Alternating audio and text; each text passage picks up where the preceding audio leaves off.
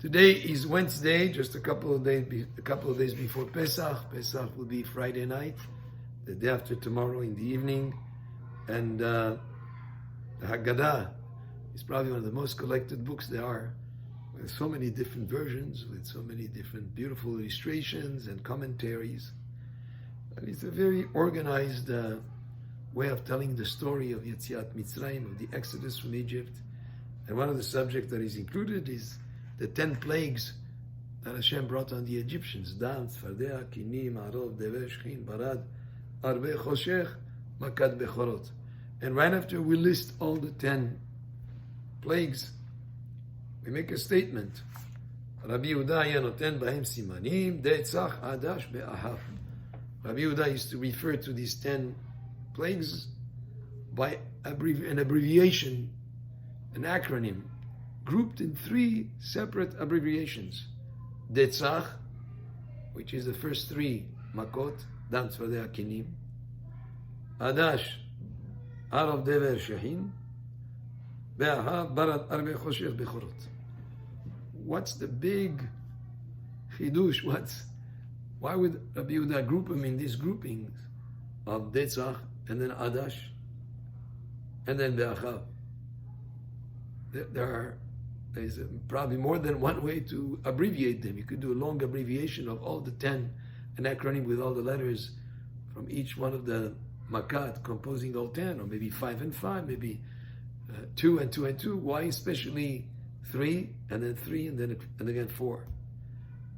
And Rabbi Baruch Toledano, in his introduction to the Kitzur Shulchan Aruch, gives a beautiful explanation.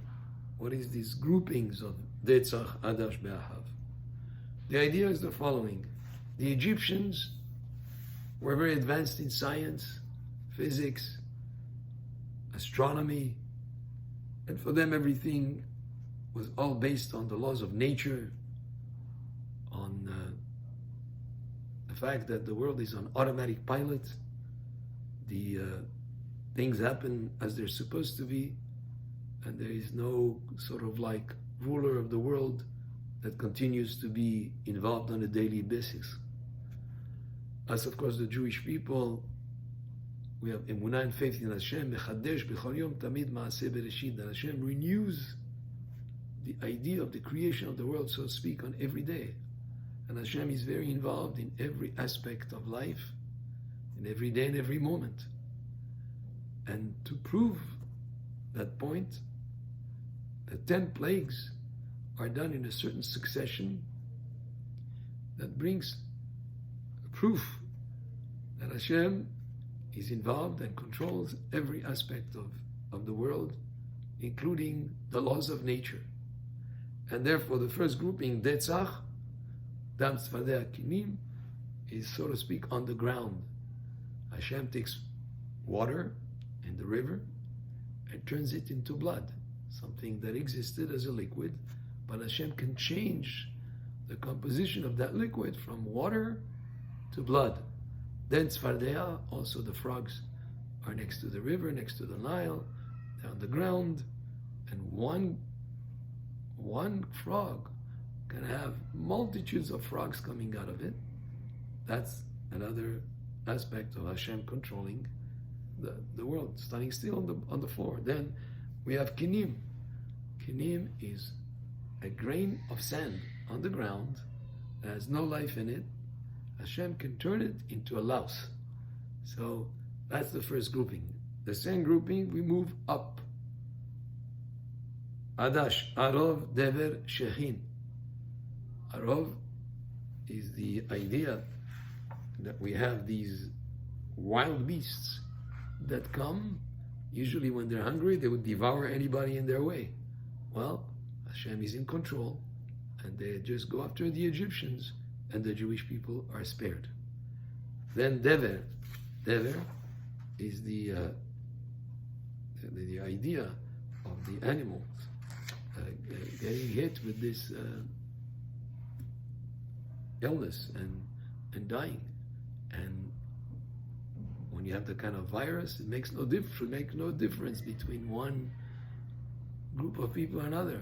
But Hashem directs those even and only the Egyptians' animals are affected, but not the Jewish animals, the ones that belong to Jews. Then Shechin, again, they're boils that come and affect the skin, again, only of the Egyptians and not the Jewish people. Hashem is in control, even with this kind of disease, that he affects only the Egyptians. Hashem is in control of the world. That is at a level not on the ground, but animal and people. Then we go up. We go up to the levels in the sky, so to speak, yes. Barad, which means hail, that fire and ice come together in a strange type of hail, where usually ice and fire don't live together. One puts out the other, but Hashem is in control of the world and nature and makes hail fall down from the sky that has fire and ice together. Then Arbe, locust, also again up there. There's clouds of locusts that come, and Hashem brings them, and when it's time for them to leave, Hashem makes them leave. Again, Hashem is in control of the world. Choshech, darkness, that lasted for days. And that darkness is something that proves that Hashem is in control.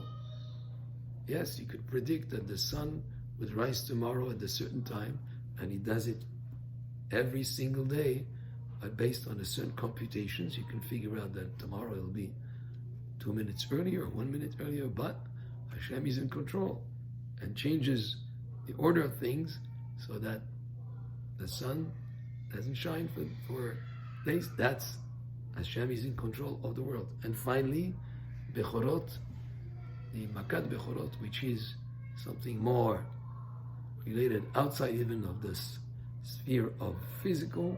It means knowing, and Hashem would know each child, whether he's the firstborn to his father or he's the firstborn to his mother also. And only the Egyptians died and not the Jewish firstborn. Hashem is in control of the world, and Hashem continues to be involved in every aspect of nature. And the plagues, the way that Rabbi Yehuda groups them, goes basically from the ground up to the middle, and then finally up in the higher sphere, all the way to Makat Bechorot, which has to do more with the death and the Shama, rather than even the physical. So Hashem is in control of everything in the world, and that's how the plagues deliver an important message to Paro, to the Egyptians, and also to all of us as part of the Haggadah. Baruch Adonai le'olam, amen ve'amen.